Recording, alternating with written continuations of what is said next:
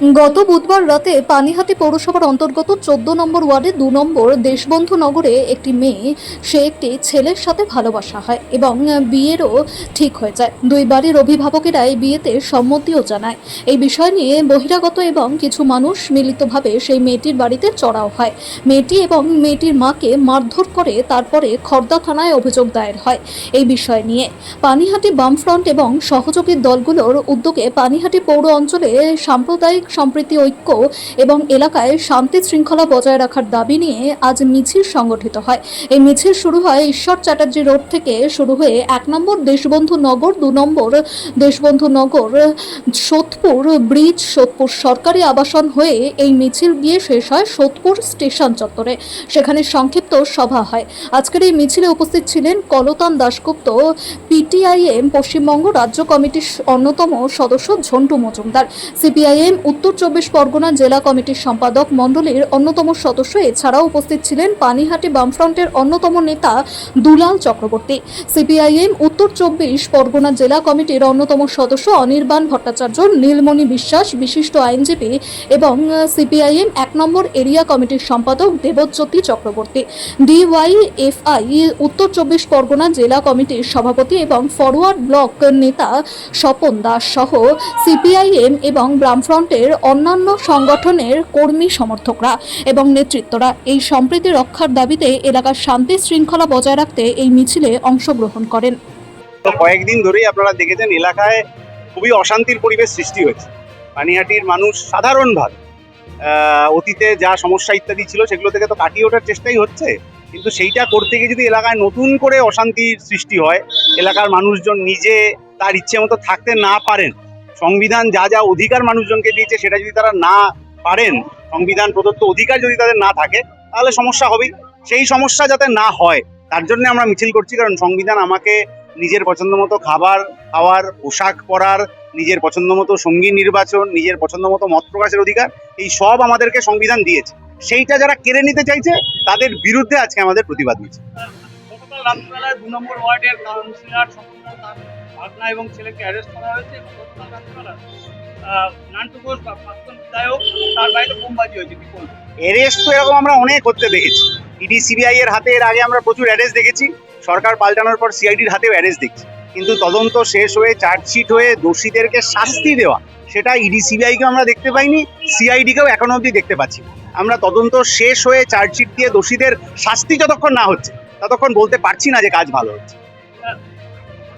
গতকাল সকালবেলায় দিল্লিতে অবস্থান করতে দিল্লি হাইকোর্টের অর্ডারে দিল্লি পুলিশ ধরে নিয়ে হসপিটালে ভর্তি করেন এবং আজকের থেকে এসএফআই অল ইন্ডিয়া সেক্রেটারি এরা আজকে অনশন করছে। হাইকোর্টের কিন্তু অর্ডার ছিল না সোনাম ওয়াংচুককে তুলে দিতে হবে। হাইকোর্টের অর্ডার ছিল যে ওনার স্বাস্থ্যের প্রতি নজর দিতে হবে। স্বাস্থ্যের প্রতি নজর দেওয়ার সবচেয়ে সহজ বিষয়টা ছিল ধর্মেন্দ্র প্রধানের পদত্যাগ করা, বা কোনো মন্ত্রী বা ওই সিনিয়র কোনো লিডারশিপ এসে তিনি কথা বলবেন নিট দুর্নীতির প্রসঙ্গে, যারা প্রতিবাদ করছেন তাদের সাথে কথা বলবেন। হাজার হাজার লক্ষ লক্ষ ছেলেমেয়ের ভবিষ্যৎ যখন এই বিপদের মধ্যে পড়েছে, তখন আসলে ওকে তুলে নিয়ে গিয়ে কোনো মতে অবস্থানটা একটা শেষ করে দেওয়ার চেষ্টা, এইটা স্বৈরাচারী কায়দা, এটা একেবারেই হওয়া উচিত নয়। এই নতুন প্রজন্মের ছেলেমেয়েদের ভবিষ্যৎ যাতে সুরক্ষিত থাকে তার জন্য এই ধরনের অবস্থান অনশন একটা এখন জায়গায় হচ্ছে, এখন এক জায়গায় হচ্ছে, ভবিষ্যতে আরো অন্য জায়গায় হতে পারে, কিন্তু যতক্ষণ পর্যন্ত না একটা সুরক্ষিত ভবিষ্যতের গ্যারান্টি পাওয়া যাচ্ছে ততক্ষণ পর্যন্ত এই স্বৈরাচারী সরকারের বিরুদ্ধে সাধারণ মানুষ প্রতিবাদ চালিয়ে যাবে। তৃণমূলের কালীঘাট তৃণমূল আর হচ্ছে শুদ্ধিকরণ কৃতজ্ঞতা তৃণমূলের যে দ্বন্দ্ব চলছে টাকা নিয়ে, তারপরে 21শে জুলাই শহীদ তর্পণ, কি বলবেন? তৃণমূলের শুদ্ধিকরণ হয়েছে বলে আমার মনে হয়। যারা যারা এখন নতুন যে তৃণমূলটা হয়েছে সেটাই গেছেন, ওটা গেছেন শুধু একটাই কারণে যে ওর ফাইলটা বন্ধ করে দিতে হবে। তাহলে ওদের নামে যে দুর্নীতির ফাইল আছে, ববি হাকিমের নামে কি জাভেদ খানের নামে কি অন্যদের নামে, সেই দুর্নীতির ফাইলটা যাতে না খোলা হয় আগামী 5 বছর, তার সেটিং করতে তারা গেছে। আর আগেও যেরকম মানুষ সেটিং এর বিরুদ্ধে তার প্রতিবাদ ধ্বনিত করেছেন, ভবিষ্যতেও এই সেটিং এর বিরুদ্ধে প্রতিবাদ ধ্বনিত করবেন। যে ডিম ছোড়া হচ্ছে, আজকেও কাউন্সিলরের ছেলেকে ডিম থেরাপি চলছে, এই যে ডিম মারা বা এই যে ধরনের, কি বলবেন? আসল কাজের কাজটা হচ্ছে না। আসল কাজের কাজ হচ্ছে কোনো একটা তদন্ত, সেটা শেষ করে চার্জশিট দিয়ে দোষীদের শাস্তি, সেটা কিন্তু হচ্ছে না। শুধু মানুষের রাগটাকে এদিক ওদিক করে চালিত করার চেষ্টা চলছে, কখনো মারধর করা, কখনো ডিমচোরা ইত্যাদি, কিন্তু আসল যেটা কাজের কাজ, দোষীদের শাস্তি দেওয়া, তাদের অপরাধী হিসেবে সাব্যস্ত করা, সেইটা এখন অবধি সরকার করে উঠতে পারেনি। আমরা চাই এই কাজটা দ্রুত হোক। আমরা মিছিল করছি, আমাদের অঞ্চলে কোনোদিন এ ধরনের ঘটনা ঘটেনি। এই নতুন সরকার তৈরি হয়েছে, মানুষের প্রত্যাশা আছে, কিন্তু যদি সুস্থ পরিবেশকে এবং সম্প্রীতিকে বিনষ্ট করবার কাজ হয়, তার বিরুদ্ধে লাল ঝান্ডা সবসময় রাস্তায় নামবে। ফলে আমাদের 14 নম্বর অঞ্চলে আগের দিন একটি রাত্রিবেলা ঘটনা ঘটে, পরবর্তীকালে প্রশাসন ভূমিকা গ্রহণ করেছেন, কিন্তু এই ধরনের ঘটনা যাতে আর না ঘটে সেই জন্য শান্তি সম্প্রীতি ঐক্য রক্ষার জন্য আমরা মিছিলটা করছি। গতকাল রাত্রিবেলা নান্টু ঘোষের বাড়িতে প্রাক্তন বিধায়ক তারা ফোন করে গতকাল রাত্রিবেলাতে 2 নম্বর ওয়ার্ডের কাউন্সিলর তার ছেলে এবং ভাগনাকে তোলা হয়। কি বলবেন? যারা অপরাধ করেছে মানুষের বিরুদ্ধে, তাদের তো আইনগত ব্যবস্থা নেওয়াই উচিত, প্রশাসন তা নিক, তাতে আমাদের কোনো আপত্তি নেই, কিন্তু রাতের বেলা বা কোনো সন্ত্রাস কোনো ঘটনা আমরা সমর্থন করি না। ফলে প্রশাসনকে আমরা আরো সক্রিয় হতে অনুরোধ করব যাতে এই ধরনের ঘটনা না ঘটে, কিন্তু যারা অপরাধ করেছে তাদের আইন অনুযায়ী শাস্তির ব্যবস্থাও প্রশাসনকে করতে হবে, এটা আমাদের দাবি।